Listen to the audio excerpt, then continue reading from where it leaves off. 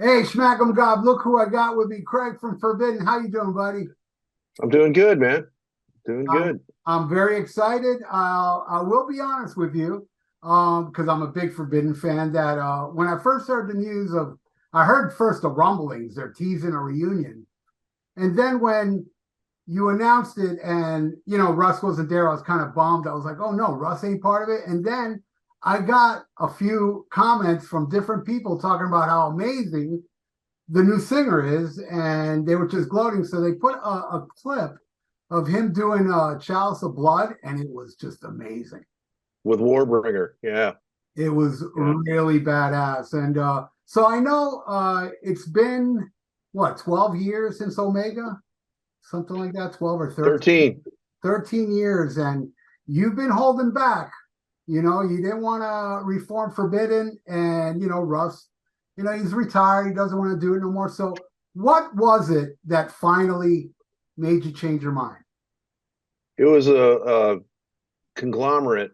It was many things all pulling together. It seemed like the universe was telling me in all kinds of different ways. First of all, going, as far as Russ and not doing it with him, I had held steadfast to that for years, and I meant it. I didn't, he was my guy. Russ is my wingman. We wrote all the stuff together. I wrote those lyrics closely and melodies with him, and every time we'd ever go and record, we'd spend all that time together putting these great vocal parts together. And he was my friend. He's my brother. I was the best man in his wedding. Um, but he had since got divorced. But alcohol came into play with everything in his life, and it zapped a lot of his motivation. So even when we were doing the Forbidden tours with Russ, he was partially uh, partially there, partially not. He just was never quite all in. And the most into it he ever was is when we recorded Omega Wave, and he was very focused and stayed sober the entire time, and always went in there and delivered, and went for things. He tried whatever we threw at him and nailed it. He was amazing, and that's where Russ is best. Like when he feels like a songbird, right? So there was no chance of getting him to come back. I over 3 years ago, he had called me, and you need to know all this just to know how this even came to be. He had called me, and he was in a bad way, and I said, I'll come visit you tomorrow. Give me your address. So I went and visited him, and he was just not good. He was really close to, I don't know how much longer he could have lived at the rate he was going. He was drinking the giant bottles of Jack Daniels every 2 days. One of those would be gone. The big, I'm not talking about like a fifth. I'm talking about the jug. Right. And so he was real close to dying, and then a bunch of us got together, and Mark Hernandez was actually instrumental in reaching out, because he's a recovering alcoholic himself, to the right guy to put him in a program, and we got him down to L.A. and they took him in there, and he came out of there a better man, and he's been sober ever since, as far as I know, and he lives with his sponsor now, and he's in another state. He's not here anymore. He's not interested in doing anything with music. It was almost impossible to get a hold of him. I had to get through his sister because he was afraid I was calling him to ask him to rejoin the band for something. I'm like, no, I already know you said never. So that's why. So when people get pissed about it, I just laugh. I'm like, okay, you think whatever you want. It's fine, because you're you and I'm me, and I live in this world, and you don't know. But what now, to get to more of your answer to your question, we had Skinner come in for Bay Area International rehearsals. Was this thing we brought to Europe, and nobody got to play their own song. And the whole premise is everyone has to stand on the side and watch when your song gets played. And we did Thrash classics, and we had the guys in Death Angel there, and originally the guys in Testament Exodus were supposed to be there, but they got scheduled on different days, so it all worked out. We had singers like Lamb of God and Mark Osagueda from Death Angel. Caton from Higher Axe flew out from LA, and Will Carroll from Death Angel actually sang a Slayer song. And my singer Kayla Dixon sang "Over the Wall," because originally it was supposed to be Corpse Grinder, but his bus had to leave earlier than he wanted to, so he didn't get to do it. You got to be flexible. But anyway, so we were doing Off the Edge out there. This was not going to be anything anybody in Forbidden was playing, but for some reason at practice when Norman was there helping us, oh yeah, that's right, Norman. So I said to sorry, Chris Contos, who was not in trying to be in Forbidden at the time. I said, Chris, we need to get a singer, dude. How are we going to follow, do all these songs? And he said, what about asking Norman Skinner? I'm, oh yeah, Norman, he's really good. I knew he was good. I just didn't know how good. I hadn't put him to any kind of test, but he went in there and sang all the Metallica and Exodus and all that stuff, like really great. And I was like, yeah. And then at the end of the first practice, I'm like, we should probably run through Off the Edge because it's going to be played out there. And we started it, and it was four guys from Omega Wave, and Mark Hernandez was playing drums at that time, and Norman, and everyone else had left the room. And as he starts playing, I'm like, why are we even doing this? We're not going to play this. Like, none of us are going to play this. Not Norman's not going, but we did it. And as soon as he started, I was like, holy shit, he fucking sounded great. I was like, wow, dude. But the door opens up and Contos pokes his head in. He's, oh, give me that look. And then Harold O's behind him. And then the door closes again. I'm like, yeah, okay. So that's when I knew he could do it, but I wasn't interested. And we did the show. We came back home. We had to get ready for the next one in the Bay Area. And I had him be a part of International at this point. He was so good. I was like, you got to be a part of it. And I'm like, I'm going to put you up on stage with the guys in Warbringer to do Chalice of Blood. So I never heard him sing it until the night before at the rehearsal. And he just went the first take, dude. They went through it, and Norman was the one who, like, with authority, just nailed it. And everybody in the room, there's about 20 people, all turn around and look at me. I'm like, okay, I see this too. And then the night after, he did it on stage, and everybody in the club, like, as soon as he starts singing, I felt the eyes turn towards me, like, are you seeing this? I'm hearing it. I'm seeing it. And even then, I didn't agree. I was like, no, no, no, no. So an email arrives from Belgium, from Alcatraz Festival, just a little over a month ago, and asks if we'd be interested in doing an exclusive 35th anniversary of Forbidden Evil show at the Alcatraz Festival.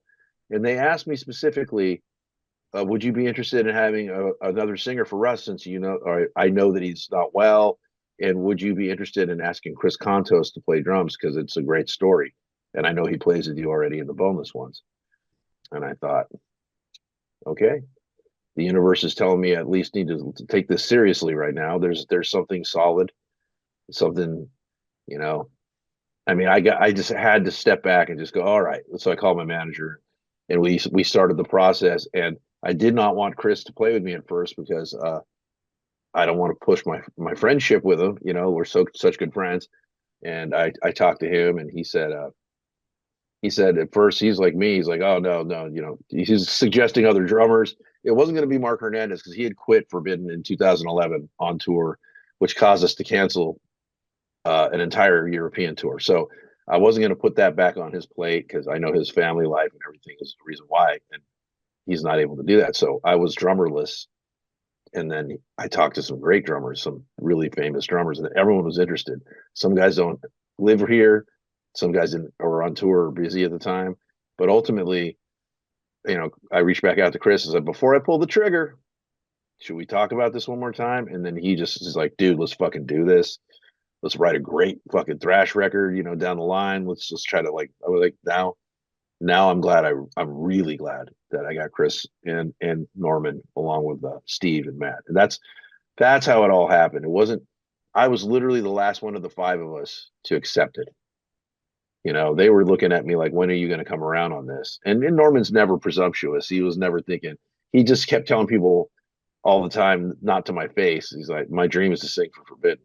It was his favorite thrash band. It was his first thrash concert. It was meant to be. Awesome. All right. So as of now, I guess it's like baby steps. You got some. I saw there was a couple festivals that you guys are doing. Just one right now. Just one. At the moment. Yeah. You're right. It's baby steps. I think that's the only way to keep this thing real. Is to make things special. Don't overexpose the band to too many things. We have to grow as a unit. We have to really buckle down and concentrate just on the show in Belgium, and that's a big thing. There'll be a lot of eyes, a lot of video cameras, everyone will be. We have to put a really good show together, and a better production than you would usually see out of Forbidden in the past. It allows with everyone kind of stepping into this and giving me the room to do this without getting, stomping all over what the vision is, it's really cool because everyone's like, dude, whatever, let's do what you want to do. And it's a great feeling. Like Forbidden was always just kind of grinding, like disagreements and politicking. And every band I've been in, except for the Boneless ones, has kind of been politicking. And it's been nice to actually have, reign to like build something special. So let's do that, do the show, then start writing music, spend a few months doing that. We'll do something in the Bay Area towards the end of the year. We have something that we can't announce yet, and that's about it. And next year we're getting offers for everything already. I mean, just everyone is inquiring what we want to do, where you want to go. Tour offers that we'll probably never take, but a lot of festival offers that we will take because I think those are good launching pads for a band that's about to go in and record a record. Is there any ideas, riff ideas or anything for the new record, or are you going to do everything from scratch? I've got ideas. I've got what I'm doing this time is I'm conceptualizing lyrical content and song ideas. I'm going into it a little different, and I want to do that. I want to paint a picture in my head of what I'm going to write about, and then create that picture. Um, the riffs will be crazy, if not crazier than before. I want to do a lot of it in E and standard tuning that the first two albums are in. Not all of it, but a lot of it. And I think, he needs to have that bounce. It needs to have that snap to it that's missing from new thrash metal. Very few bands will tune to E, and none of the old bands will. They're all tuned down to D, maybe E flat once in a while, or D or lower. So I want it to be like old school. Yeah, but and so yeah, I mean, I have ideas, but I've more got lyrical ideas right now, and I'm just conceptualizing what kind of song I want to write for each one of these things. Right. Well, do you have, I know it's too soon because you just announced this, but has there already been offers like a deal, or are you working with different Well, deals? we're I could answer that with we're still signed to Nuclear Blast. Oh, great, great. All right. Yeah, they want whatever we do, and they've been holding on to our rights, just hoping that one day I would come to my senses. And they said it many times, Craig, just get another singer.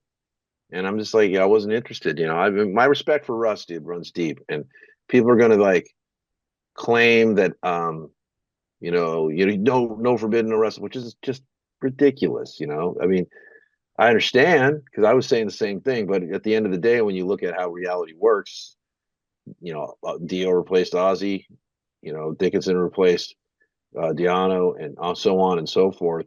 And when somebody doesn't want to do it or they can't do it, it's up to the other guys to decide what they want to do. And I'm the only guy that was in Forbidden since the day one. You Yeah. know, and Uh, me and Matt was only a few months behind me. I mean, it's been a long. Matt and I are still in this together. right. And honestly, I think Forbidden should keep going on. I mean, it's a very potent Bay Area thrash band, which kind of like probably the only one that had like Judas Priest type highs in the music to thrash. It was very unique at the time. And let's talk about like the early days when you did Forbidden Evil and Twisted into Form. That was very cohesive. And then was it Distortion or Green after that? One of the two. Distortion. Yeah. Almost 4 years later. Yeah. There was a shift in the sound. Did it have anything to do with the times, or is that how you were That, feeling at the time? that had everything to do with the times. It had everything to not the times, but time. Right. Time that we went through, things that we had to deal with, things that almost came to pass that didn't come to pass. I mean, because there's a real. Some people don't understand this, but when you lived it, and you went from a thrash era that was so prevalent, and then you watch certain bands come in and actually fucking take all the pieces of the table and push them off, and some guys got really bitter about that and got jaded. Me personally, when I first heard bands like Soundgarden and Alice in Chains, grunge didn't exist. It wasn't a thing. I was like, these are great rock bands. They kind of make a lot of this thrash metal stuff that we're playing now seem a little bit rigid, you know. And I knew it in a I welcomed it. I was like, cool, man, we could change shit up and have better, more earthy music on top of it because it wasn't grunge, dude. That term didn't exist. Right. That became what it did later. Those were just bands, heavy bands, rock bands, you know. So, They didn't but when really that they didn't really sound alike either. For it no, to they be didn't. classified grunge, you know what I mean? No, it's just it was a region, and then you throw a band like Stone Temple Pilots in there, like that's just a pure rock and roll band that has nothing to do with them. So Right. I get really annoyed about that, just like people's categorizations for their own, mental health. Like I got to throw in a category. I don't understand. So I get that, but no, things were changing, man. And when we finished our touring cycle for Twisted and Informed, the label wanted us to jump right back in the studio and record again. And we fought hard against that. We're like, no, we're going to take our time. Other labels were trying to sign us. We'd already turned down Rick Rubin, unbeknownst to us. Our manager Debbie didn't tell us that Rick had got a hold of us and was trying to buy Forbidden's rights from Combat before we did Twisted in the Form. We didn't know. So Wow. there was already major labels inquiring, and we were like, oh, we want Max Norman to record this record, and we want to do all these. We had this, our heads were just like, we're ready to make the leap, and they're trying to hold us back. So we did agree to do a split. They let us out of the contract instead of like releasing us or fighting with us. It was just like, okay, you're free to go. They didn't give us all our rights back. They said, but you're free to take your band and do another album contract. So we were going to do that, and we were in the middle of some pretty big stuff. And then Paul got the word for Slayer, and then that threw us back a couple months as we got Steve Jacobs in the band and worked that in. And then we were still about to make a pretty big, significant record deal in this stage of a lot of money for that time. And then Smells Like Teen Spirit came out for real. And I've heard people talk about this story, like older bands, like I Loverboy, like, yeah, Nirvana ruined our careers. Like, no, bro, that happened way before. And I Motley, like I Loverboy. think it was Motley Crue that ruined their career, you know? Just yeah, you have your timeline's a little skewed. But for us thrash bands, it was already getting harder with Pearl Jam and everybody else coming up and all that. But it got impossible as soon as Nirvana just took the whole thing, and that's when the term grunge was really coined, and that's when everything changed. So we lived through that, and that all happened by the beginning of 1992. That's when all that shit kind of went down, and it changed everything for us. So that was a couple of years of just like nobody being interested or anything that was they were interested, but it wasn't good enough. Like So it took a couple of years of us writing a bunch of songs, working with Steve Jacobs at the time, trying to figure out like what we want to sound like now, and it was a bit of a fucking moving and shucking, man. It was not the easiest times, but a great album came out of it with Distortion. It's a really good record, and like much like the other records, they're all just a little bit ahead of their time, and they miss the boat just by that much. Other things that would drive people into fucking ruin. I just go, oh, yeah, shit happens. But yeah. So that's why it was just life, dude. Yeah. Well, then came Omega Wave, which was kind of a return to the first two albums. Uh, a massively awesome album, and I think went Thank you. a little under the radar. I saw the tour with Overkill and Bonded by Blood, and who else was on that? I think on that one was Havoc, Havoc and Gamma Bomb, right? and Gamma Bomb, and it was Evil on that tour, Evil, yes. or maybe that'd have been the other tour that we did was with Evil. Yeah, We you had know, Evil and Revocation. I think did our headlining tour with us. right. I got to mix up all those guys. Yeah, some great up and coming bands. That some of them fucking Revocation's huge now. It's awesome, and Havoc's carved their own niche out. So that's really cool. Yeah, yeah. Getting back to Omega Wave, I feel like when I finally agreed to do the festivals in 2008, I wasn't all in on writing a record at all, and that wasn't my intention. I wasn't going into it like this. I'd been playing rock and heavy rock for a long time, and I was more than happy staying in my lane, expounding on songwriting like big hooks, and I was doing a different thing, and I was totally cool with it, no problem. And then we for various reasons say yes to these festivals. We got Gene Hoglan to play the first shows in the Bay Area. Then we got Mark in the band after that. And I was going to Europe thinking, no, I'm not going to write a new record. I'm going to go home and then I'm going to worry about Spiral Arms when I come back. That was my band. And as I was in Europe, um, I said to one interview before one festival, one guy asked me on video, would you write a new record? I go, well, maybe I'll go home and think about writing a new riff. And before the day was over, that was up on YouTube. And I had the guys in my band freaking out, thinking I was going to leave. I'm like, no, I'm not. I'm not leaving. I'm not going anywhere. I'm just out here doing this thing. But that kind of forced me, that feeling of like getting trapped on people thinking things. I kind of said fuck you to everybody, and that's when I started writing a record when I came home.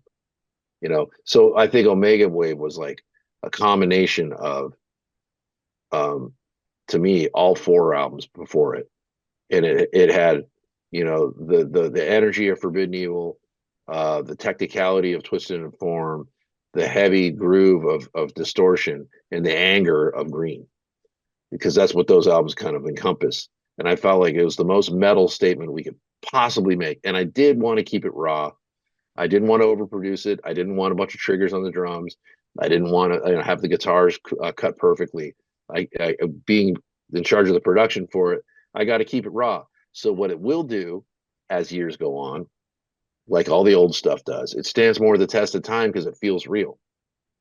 And that's what I'm going to do with this record. I'm not going to let it be some cookie cutter. It sounds perfect. I don't want that. I Right. don't want that. I'm not interested in that. Anyone can do that. Anyone can have anything corrected. Most bands, and I understand why, because there's an industry standard, but you cannot deny looking back over time how much more special the albums are that have those little squeaks and bumps and things that aren't perfect. Those albums, they got magic in them. That shit's what you like after a while. That little squawk, that little out of tune guitar, chord that makes a cool sound. Like shit like that, dude, that means the world to me. I'm still a guy who loves old records. So Yeah, it's got more of an organic human nature feel to it, where it's not so picture perfect and so precise. Yeah, I love and that. I Oh, you I know, promise you that that's the exact same way I'm gonna roll into this next era. It can be done. You can record things on Pro Tools still and not fuck with it. You can do it. Just because you can fuck with it doesn't mean you have to fuck with it. If it sounds good and it's got energy, leave it. right. Some mixers don't want to do that because they think their reputation's on the line to clean it all up. This is a conversation I have to have with whoever's going to mix our album. Like, we're gonna give you what we got, and you're gonna just make that sound as good as possible. We're not gonna over clean this thing up. Well, I am very excited for this new lineup. Now that I heard Skinner sing, I was like, oh, okay, I can see them continue now. You got Exodus without Bailoff. You got, I mean, so many bands that are still out there without the lead singer, and they're still succeeding. And I can't see why Forbidden shouldn't be one of those bands because you were very special. Forbidden was a very special Bay Area band where you kind of stood apart from the other ones as far as the melodic nature, the high vocals, and it was still thrashy, but it had a different feel to it. And is that how you're going to go into this next album? Like again with the vocals and how it was like with Russ? Well, I don't want to necessarily with the old stuff. I want that to be as close to what it was, But I mean, Norman's a different singer. He's very disciplined, and he played a lot of power metal over the years. With some pretty heavy cats, and he's very popular out here, dude. As soon as the word went up, everyone in the Bay Area is like, yeah, yeah. And then you'll see arguments like people have said to me like there's arguments like, no way, dude, you don't understand how good this guy is. Skeptical cynicism and skeptical people. Another thing I completely get. Russ was the greatest. I've been lucky enough in my life so far to be with two of the greatest singers I've ever fucking had in front of my face in Russ Anderson and Kayla Dixon from Dressed to Dead. Phenomenal. They can do anything. And Norman is right there. But I hesitate to add him to that yet because we haven't actually worked on that level. I know what he can do from seeing him. But once we dig in and work, there's going to be no forcing anything. It's just going to be the natural things that happen with the people that we have. But my ultimate goal is to make a very thrashy, bombastic and energetic and melodic record. And however the conglomeration of the people we have, including Chris Contos, who I also got to say, I'm really glad that I made that decision that he should be the guy, because he is an incredible overview guy. His dad was a famous producer. He has these ears, and when he puts them to use, man, every time I've seen it, it's always a good thing. So having him in this band is going to make for even more dynamic, bigger, better songs, bigger hooks, better riffs, better fucking drum parts. It's a long line of great drummers in this band. Chris Contos is a great drummer. His work on Burn My Eyes is fucking people fall down and probably hit their knees and fucking. Great example. We were going through NAMM and we see Ola, from Coffee from Ola and all the Ola's stuff, from the Haunted. He sees Chris from a distance, and his mouth opens up and he goes, "Oh, dude," because he was so into Burn My Eyes, was so influential. And the old Conquer record that he did even, and he's like, "Dude, this is," and then he just, he's freaked out. And then he looks at me, he's all, "And I heard Forbidden's coming to Sweden." I'm like, no one told me, but I do know promoters are talking, so. I'm assuming that in the next few weeks we'll have a lot more stuff figured out for next year. So what do you predict? Maybe 2024? For a record? Yeah. Well, got to be real, okay? I put some thought into this. Not a lot of time between now and the show. 3 months. That's working on the show. Write some riffs, come with some lyrics, come home from the show, get into writing for a little bit, prepare to do a couple things at the end of the year. And then when that's done, really dig into the album big time next year. I'm hoping by about April of next year it can be recorded. More than likely it'll happen right before festival season starts, and it'll be going on during that. And then, I would imagine the album will be out. It'll probably take, it'll probably be out like the first quarter of 2025 or the very last quarter of 2024. Because it just takes that long. And one thing you don't want to do, writing's a big part of it, but promoting a record correctly is like, if you got a bunch of people behind you that are willing to do it, don't ever rush that process. Like, let them do what they do, because it'll be better for everybody in the end. Right on. Well, I do thank you for your time. And I will have this up tomorrow. If you want, I'll send it to Michael to send to you.